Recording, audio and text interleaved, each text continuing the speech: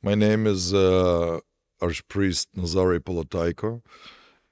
We are in Holy Virgin Mary Russian Orthodox Cathedral in Los Angeles, and I am, by God's grace, is the rector of this church. To this day, I don't know why I became a priest. I grew up in Soviet Ukraine. I was baptized as a kid, as a child, as an infant. My parents were believers, but not church believers. My grandmother, same way. I mean, like, she prayed. I remember her praying, but I don't remember her going to church. Or my first experience of going to church with my dad, probably age 7, 6, that he was an artist, and he had some kind of business or whatever with a priest that he had to go to church, and I just kind of tangled along. So that was not for worship. Church was not open at that moment. And then one thing that stuck up for me, I mean, like, is my dad, as an artist, he was collecting icons, antique icons. And in his mind, he was just saving the art that was, in lots of cases, was disappearing because government was throwing them away. I mean, like, from churches were closed. And lots of them were placed in my room. Basically, walls of the room were covered in icons. And sometimes, in age of 13, 14, somewhere there, I just woke up on Sunday morning and decided that I'll go to church. And I did. And I never left after that. It's not like I became active parishioner or, right away. No, but it was a beginning where I started going more regularly, more frequent. One thing that happened that when I came to church, I saw that there's a lineup of people there and they going for something and receiving something. So I got into line and I received the communion without knowing what I'm doing. And then when I came back home, my grandmother asked where I were, because it was unusual for me to be up that early on Sunday. And when I told her what happened, she explained to me the way we're supposed to prepare for communion and all this kind of stuff, and what communion is. And that was kind of first theological conversation, semi-theological conversation. Then my dad had a professor when he was doing his master's. He had a professor who was a deep believer, and he took the group of his students to church on the excursions, like was art history or something like that. And church was open at that time, and that professor in the front of his students, when he saw a priest, he asked for a blessing. So priest, of course, gave a blessing, but one of the students, somebody basically reported that incident to authorities, and this professor was kicked out of his position in an art school in Soviet time, just for that. By that time, he and my dad were good friends, and he came to my father kind of for life advice. I mean, like, what to do, and he said, "Well, my dad said you said A, so it's perhaps time to say Z. So, you manifested that you're a believer. So now go to church and basically make your life in church." So in fact, I mean, that professor eventually became a clergy, and he was visiting us. And I remember when I was a teenager, he had the conversations with me. Especially when I was started kind of looking into something spiritual, because it was a process. It was, as I say, I entered the church, I mean, but it was a process until I realized what God was calling me for. Then I immigrated to Canada, and after graduating fine art school, I found the interest in iconography. So first it started just as a commission. I was looking for work, and somebody, oh, you're an artist, I mean, can you do it? It was actually for Eastern Catholic Church that I did series of icons in Canada. And as I was working on them, I realized that I don't really know much about icons. So I wanted to study, and local priest, who now is one of the metropolitan in the Ukrainian Catholic Church, he said, well, why don't you go to study to Ottawa? We have a seminary. But again, all my life, I was deeply connected to Orthodox Church. I mean, culturally, I mean, it's, honestly, Catholic Church for me, it was like foreign thing. I mean, I didn't know it. I didn't know anybody in it. For a while, it was kind of interesting when in 90s, Ukrainian Catholic Church was kind of reviving. Lots of people, me too, we looked at it as more pure because it didn't have anything to do with Soviet communist regime and all of this kind of stuff. But still, I mean, it was something foreign. So, but that gave me an idea that I can go and study iconography. And when I started looking for classes on iconography, iconology, only avenue I found it was a Ukrainian Orthodox seminary in Winnipeg. So I entered into seminary with idea in mind that I'll just study. I didn't plan to be a clergyman. And in fact, I said to the registrar at that time when I was applying that I have no intent whatsoever to become a clergy. I'm here just to study. In fact, at first they had the subject sacred art, and I just wanted to take a subject. But as he explained to me that it's not possible, I have to either enroll into whole program, which is right, because later on I realized that if I would just study iconology, I mean, or sacred art, I was not familiar with concepts of incarnation or other Christian beliefs. So for me, it would be not really beneficial. So as a result, I mean, I graduated a whole seminary, and in the process, I made friends with seminarians. I met awesome professors who had a deep impact on me. I mean, and I realized that I found something without much effort. I found something that was missing, was lacking in me. I mean, be it spiritually, be it as an artist, be it as a human being. And those icons, in fact, that were hanging in my room,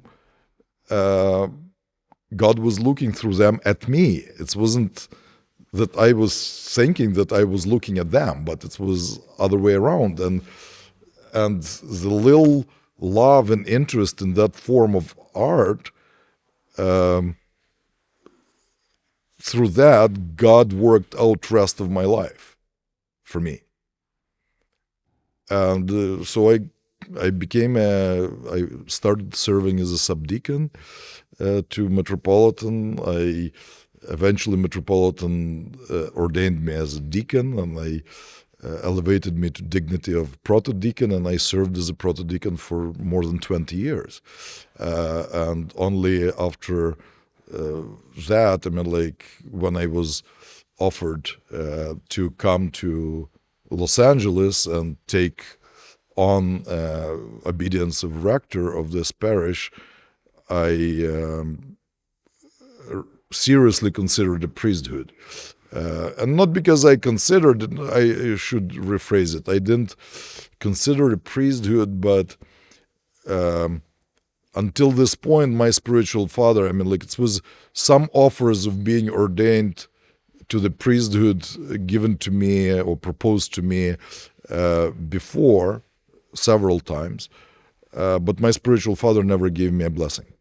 He said, "You're a protodeacon, you're kind of helping bishop or metropolitan or archbishop, whoever I was serving with at that time. So just keep doing it." And this was like 5 or 6 times that I asked for that. And here, all of a sudden, like when this came, I thought like I'll hear the same thing. I mean, like, you know, and I'll be with pure conscience, I'll just tell Archbishop Benjamin that, sorry, my spiritual father didn't bless, so it's not happening. Because I was kind of procrastinating with the answer. And so when I called my spiritual father, he said like, yeah, I think it will be better. And I'm just like, it was like shock. So this is why I'm saying I never wanted priesthood. In fact, I never even wanted diaconate. Diaconate was, again, offered to me by the chancellor of Metropolitan of Ukrainian Orthodox Church in Winnipeg, Father, who was my professor, Father Oleg, who came to me and he says like, well, you see, I'm like, I think you should get ordained a deacon because Metropolitan needs help. Because Metropolitan was already in his late 80s at that time. I was his subdeacon. And so, okay, I said like, well, you need my help. Like somebody needs So I applied, I wrote a request and Metropolitan ordained me. And from that point on, I was with him until he died. And then a new Metropolitan was elected and I've served with him for a while. And then I kind of, as I say, like when you serve for such a long time with one person that you really love, I mean, like, you need to kind of make a radical change. I mean, like, so again, with this blessing of my spiritual father, I was moved. I applied to be received into Orthodox Church in America from the Ukrainian Orthodox Church in Canada under Ecumenical Patriarchate, and I served for almost 10 years. I served in Ottawa as a protodeacon to Archbishop of Canada, Ottawa in Canada, and then this happened. So you mentioned something interesting earlier. You said is this the second oldest Russian Orthodox church in California? No, it's the second oldest Orthodox church in Southern California, but first oldest Russian Orthodox parish in Southern California. What have you noticed is different, or maybe it's not different, about how people approach Orthodoxy here in the United States? Are you seeing a surge? Are you seeing a growth? Are people receptive to Orthodoxy? Has it changed over time where people are opening up a little bit more to it? No, I mean, like, to be honest, I always felt that in United States, any kind of religion was taken more seriously that I encountered anywhere else. People really invested into their faith. Even comparing to Ukraine or Russia, I mean, it's hard to any traditionally Orthodox countries. Lots of these things come as a part of a tradition. People don't know theory of the faith or theology of their beliefs as much as as Americans who are, especially those who are coming to faith, because they don't need to. They're baptized as kids. I mean, they grew up in it. I mean, like they learn it different way. They learn it, but really particularities of faith, I mean, they wouldn't be able to really kind of articulate. So it's different kind of faith. In North America, I think that lifestyle of United States is more drawing people to faith. I don't know. I mean, like I have my ideas, but I don't want to kind of share them because it's my ideas. Why? But I find that comparing to Canada, here is people are more dedicated to faith. I mean, to church. When if they come, they're invested. It's something serious, and especially after a pandemic, we see the increase in catechumens. I mean, right now I have a group of 25 young men, mostly men. It's like 1 to 10 females to males right now for some reason. I don't know. It's interest, and they don't want quick baptism. They want to learn about it. As when I came, at first, when I came here, it was lots of people. Some people would come, like adults, and say, like, well, I want to get baptized right now. I mean, like, I love this. I want to get baptized right now. So I still said, okay, come for some classes and stuff. And then a week or 3 weeks later, all of a sudden, like, well, Father, when are you going to baptize me? Or chrismate me and stuff like that. And you almost kind of felt like, said, whoa, I mean, like, just hold your horses. And usually, I mean, like, I would say that half of those people, somehow they vanished. It was emotional kind of thing. I mean, like, I don't know. I mean, like, they found Orthodoxy. Oh, it's so nice. It's incense is nice. Bells of bell towers and censers are so cute, and let's join it. And then when they started discovering that it's actually a battle you entering into, spiritual warfare that you entering into, and you're not among the saints, but you're among the sinners who are trying to become saints according to their own, abilities and stuff like that. They get disillusioned, and they these people, they're just like me. I mean, like, they're dealing with the same issues as I do. So what's the point? I mean, like, it's now this group after pandemic, it's different group. It's different kind. They take time, and I usually tell them that when you feel that you're ready, talk to me. Out of 24 talked. Now after Pascha, another 2 talked. But they've been coming here for like 8 months already, faithfully, every service, not only on Sunday, but even weekday services. If they are able, they're here. So it's, it's different. Glory to God. They really want to get their roots in first. Something is in the air. Something is in the air. I mean, like, and glory to God for that. So. Yes. With this community in particular, where are you seeing the most amount of converts from? Are they coming from Protestant traditions or New Age or atheism or even the Catholic Church? Different. Right now, this group, I have probably, I would say 50% that come from nothing. They come from nothing. No, I mean, like, they were either baptized somewhere in some, but never practiced. Uh, lots of Latinos. I'm not sure if it's proper word for it. But like, because not of them, there's few Mexican, there's few Guatemalans. I mean, like, so they're interested, even though traditionally they should be Catholic, and they were kind of, but we're not practicing Catholics. I had a Jewish lady, and I have a Jewish person right now, Orthodox Jew.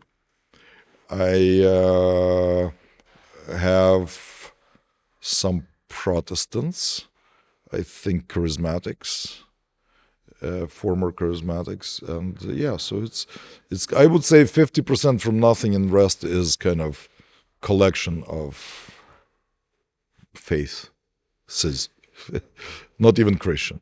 When you're having Protestants come in to the church, what are the things that you're seeing, that the baggage that they're bringing in, and what are the things that you say you need to leave this at the door, like what these types of ideas or theology or I think paradigms? You have to leave everything at the door. Mm-hmm. You have to just bring in your faith, because everything that we bring, all the baggage that we bring, has to be kind of sieved and chosen what we need, what we don't need. You came to embrace Orthodox faith, so embrace it as it is. If you feel that if you have something that is of value for faith or for you personally, sooner or later God will let you know that it's important. It's like in my case, I mean, like, you can say, I was baptized as a child, but I didn't grow up as a Christian. But I studied like art, I studied art history and stuff like that, and God used that to bring me to faith. But I didn't come like to church and started saying that, no. I mean, I learned this academic form of art. I mean, like, so now, I mean, like, all of this traditional iconography should be kind of out because this is old or whatever. I mean, like, it helps me. It does definitely helps me, but it's if it's not required, it's not required.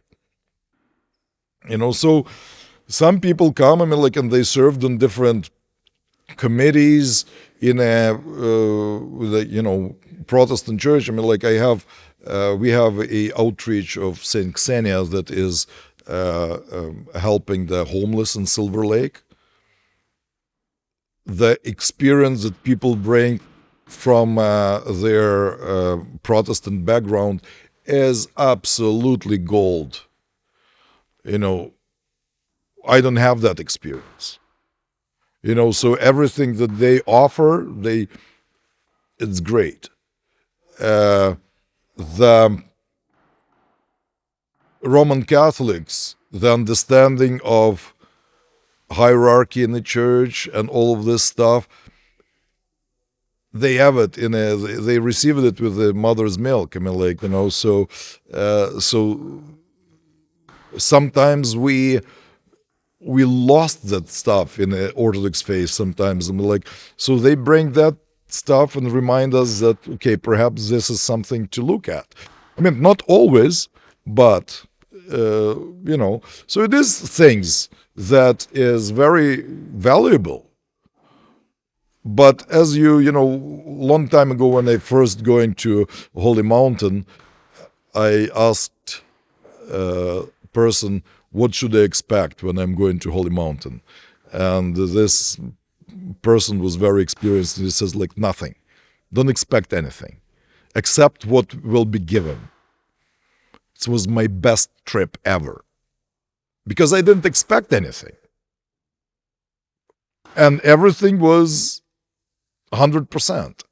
If I would expect something, even if everything is great, something will change, derive from my itinerary, and all of a sudden, like, I'll be disappointed. No disappointment. Same thing here. You come to Orthodox faith, embrace it as it's given to you. Don't jump the parishes. Pick one. God brought you to the parish. You probably heard of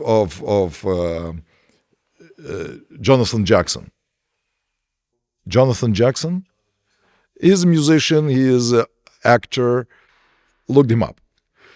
He was baptized in this church. And he says that God brought him here at the right time, at the right moment, when it was the right priest who spoke English, and that was God's intention. So when we start telling God our plans, He has a good laugh. He has a good laugh. We have to realize that God has a great sense of humor. And without sense of humor and and humility, we cannot know God. We have to be humble and have a good sense of humor. And usually good sense of humor, it means that you have some kind of intellect. So that's and God will show you exactly what needs to be done. You just have to follow. Don't put your interests first. You came to community, learn what community is about. And then slowly you will start feeling the work of Holy Spirit in you. You become one of. Just as Jesus told to apostles, leave all of this. Leave your nets, your boats, follow me. So we have to do the same thing. We didn't see that Peter was dragging the nets behind him. He left. And that's why he became Peter. I want to hear more about your experience on the Holy Mountain. What are some of the things that stood out to you when you were there, and how have you grown as an Orthodox Christian from your experience there? Well, first of all, we have to realize that our impression of Holy Mountain mostly affected by social media and how it was portrayed in numerous movies, films, and documentaries. And that's why people go with certain expectations. In reality, it's different. Probably the best documentary that is available on a Holy Mountain is called Adam, Where Are You? It was filmed by proto-deacon from Ukraine. It is available. You can. It's a good film to watch because it shows everyday life, and it shows the regular people, which they are, who came there to struggle, who left the world, but world not always automatically leaves them. So they came there to fight that world in themselves. And it's battle. It's a real battle. And,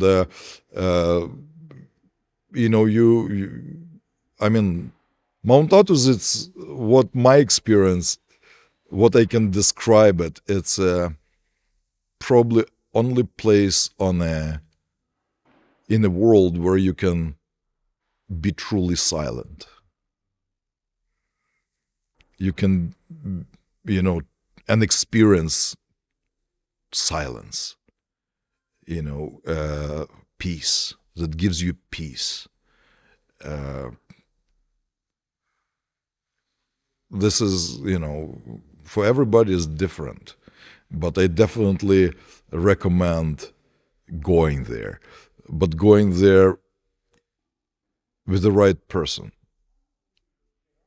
First of all, person that knows Mount Athos, person who speaks language of Mount Athos, because that's important, and person who will guide you by saying, like he said, somebody told me that go there, but don't expect anything. Entrust yourself to Mother of God, and she'll take care of you. You know, and she's present there. You feel her presence everywhere. You know. So. What do you think are some of the things that make Orthodox Christianity, Orthodox Christian spirituality stand out? To stand out? Stand out, or like maybe it's different, something that people aren't necessarily going to find in other faith or other denominations. Orthodoxy is truth. And everything has to be, I find that this is, for me personally, this is a place where, or not only place, but this is an environment where I, in the end, can be what I am. In perfection, people will accept me what I am.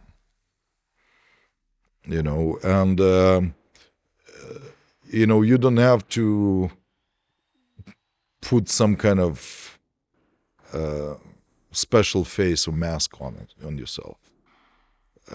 It's in reality, in a ideal world, and this is what we should be striving for.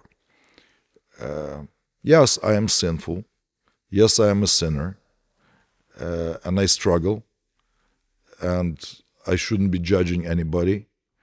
I shouldn't be looking into what somebody else is doing and stuff like that, because my ultimate goal is, and only person in this world I should be looking at is Christ. Rest of the people just like me. I'm imperfect, they're imperfect.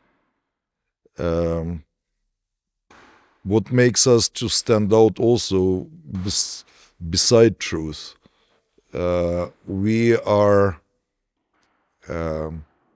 people think that Orthodox Church is very conservative. We're not conservative. We are just, we are realistic. If things, look, if we need to use some modern technology, we are not thinking twice about it. We're using that. If we need something in the church, by God's grace, God will show us a way to deal with this stuff. But unfortunately, lots of people try, or other denominations, or they try to answer secular issues in the church and secular questions in the church. We don't have to answer everything. The answer is in truth. And if it's important, we'll deal with it. If it's not important, we are not going to deal with this.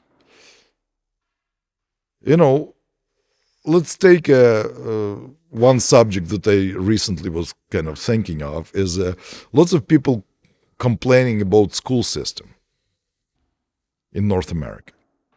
Is it perfect? No, it's not perfect. Is it problems with it? Absolutely, it's lots of problems with it.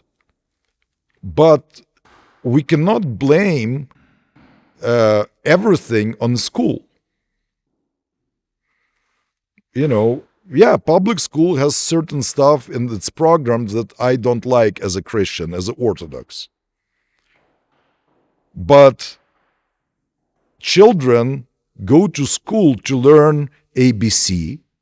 They go to learn mathematics, whatever they go to learn there, socialize with other kids.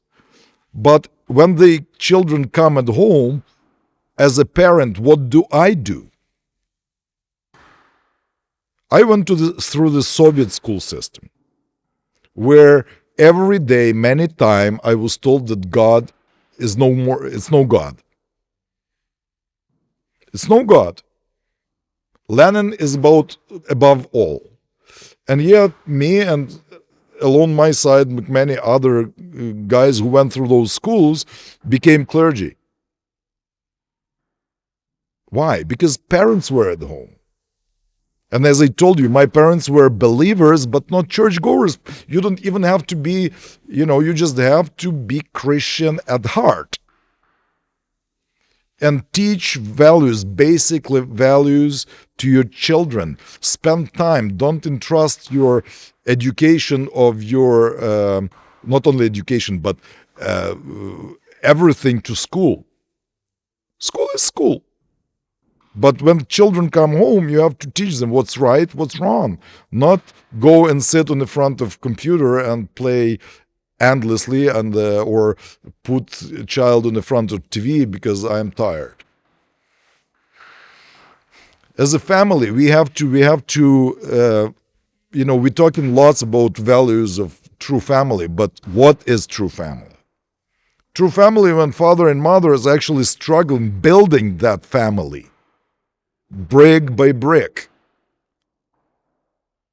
But when father and mother, have separate bank accounts, this is not family. Where is trust? So Orthodoxy is basically I think that should be answering to the questions that come to us. Nothing that happens in the world is new. Nothing is new. And when time will come for us to deal with something, God will give us wisdom to deal with it. But let's don't involve ourselves like, it is a issue of feminism. So it's like we have to start ordaining women right away and stuff like that. Do we have a need for that? We don't know what to do with male priesthood. We don't have, honestly, you kind of, it's, where are the parishes that are going to support this?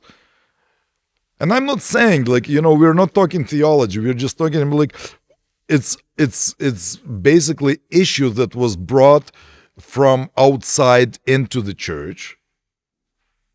And all of a sudden, some people picked it up and and usually they have some kind of alternative motives. And I'm not saying one way or other way. I'm just saying that if it would be a need for it, we will know how to answer that need. Because our goal is to love regardless of gender, regardless of political views, regardless of color or race or nationality or whatever, we have to love. And when I have that love, answers always will come out of that love. Because my concern will be not to serve some political views, not to serve some agendas, but to serve God in love. And if it is needed, it will be provided on many issues. So it goes for everything. As long as every person that comes through this door, regardless of their situation, feels love of God here, it means that people that are praying here, people that are whose home it is, they did something right. But if you come here and I'll start saying that, well, you're not dressed properly and you're not living properly and you're not, where's love in that?